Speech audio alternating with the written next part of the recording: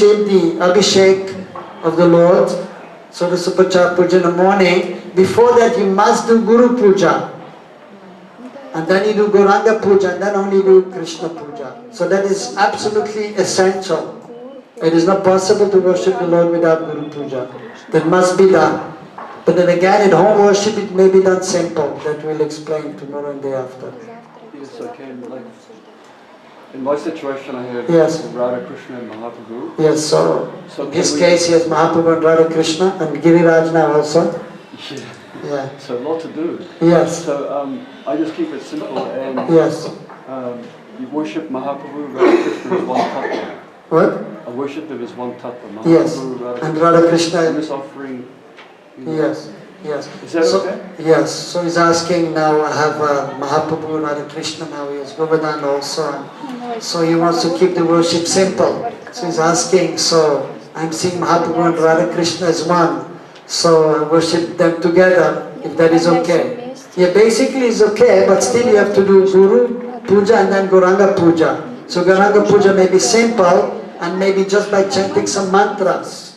But we have to acknowledge the position of Mahaprabhu and understand that without the mercy of Mahaprabhu, you can never approach Radha Krishna, especially in the Kali Yuga, especially most of us coming from the West.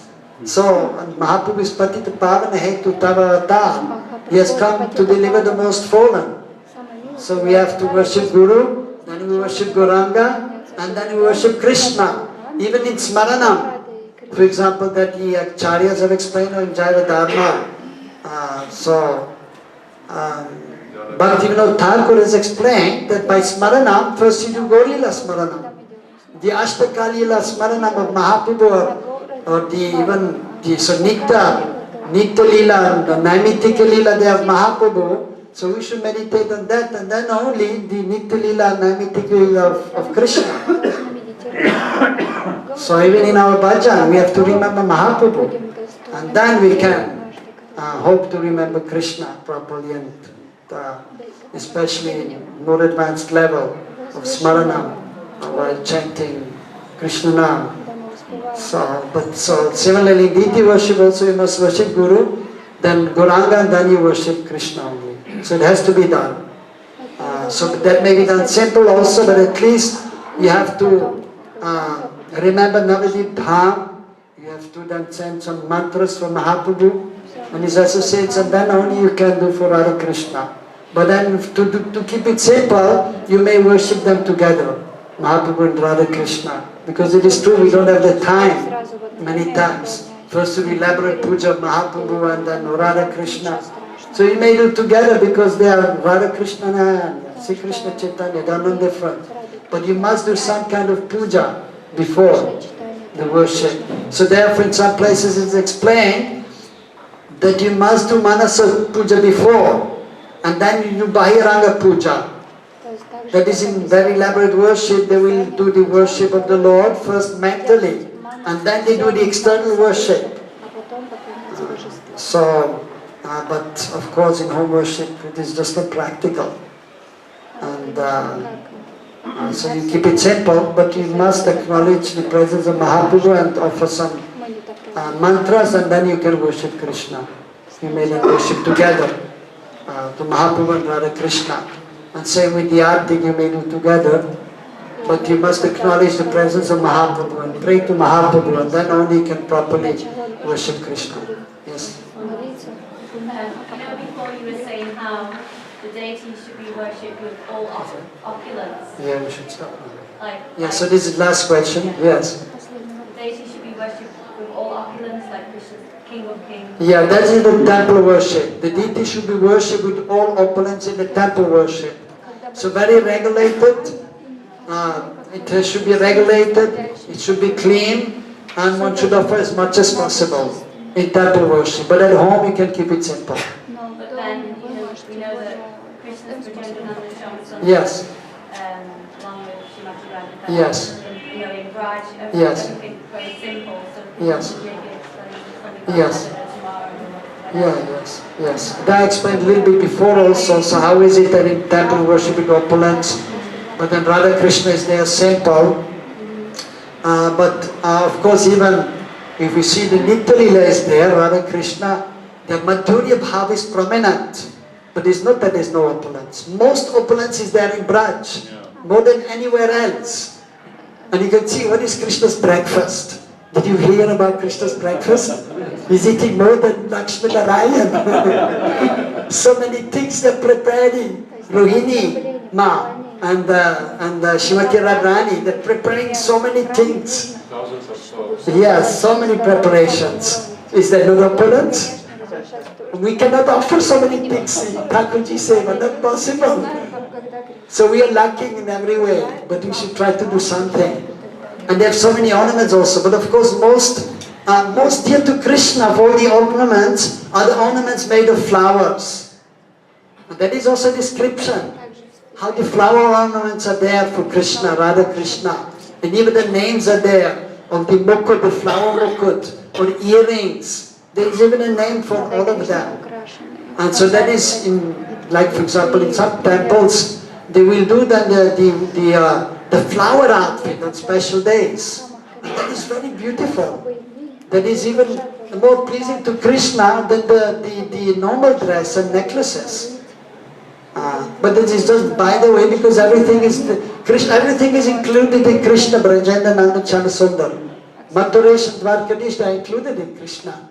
Narayan, like everyone is included, but it's separate also. That is mentioned in Dhyanchand Goswami's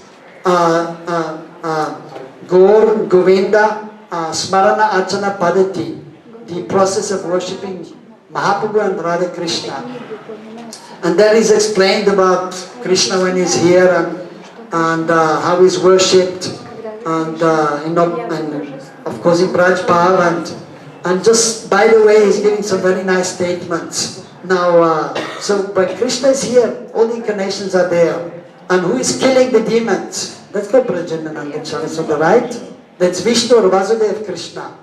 Now what about the Rasa Lila? When Krishna is doing Rasa Lila, Vasudeva is there? The different avatars are there? No, they are not there. At that time, they are all going up in the sky. That is mentioned. And Krishna is performing the Rasa Lila, and after Rasa Lila entering again the body of Shyama Sundar, Yashodanandan. So everything is there in Krishna and Braj. So all opulence, and even the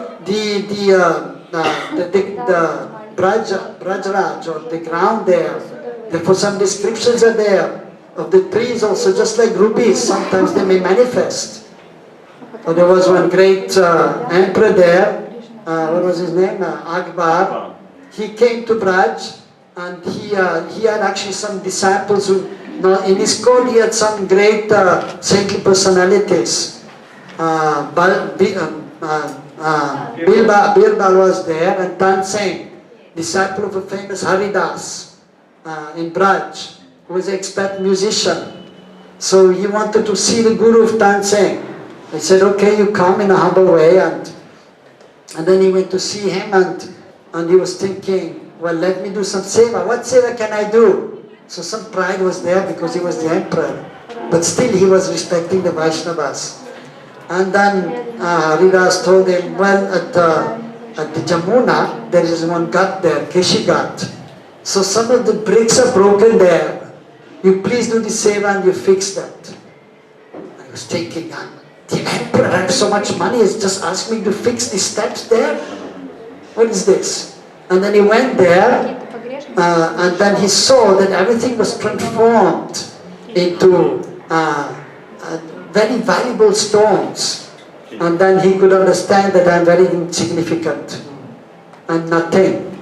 And so then he came back and he paid respect to him and told him, thank you very much for the opportunity to let me do a little seva, and then he did the little seva.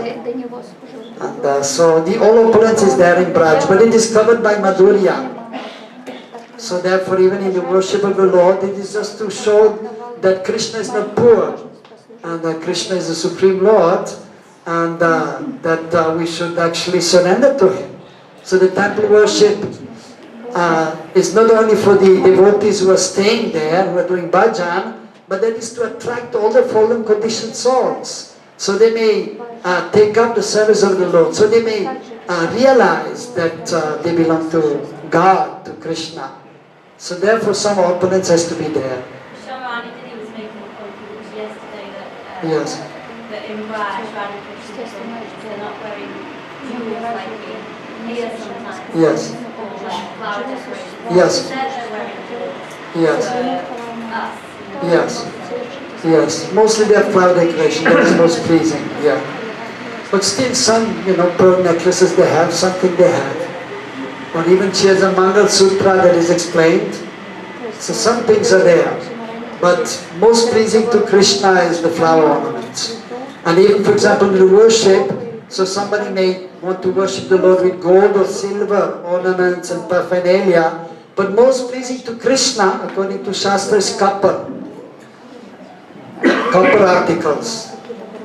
That is most pleasing to Krishna. So, Hare Krishna, we should stop here. It is past 5.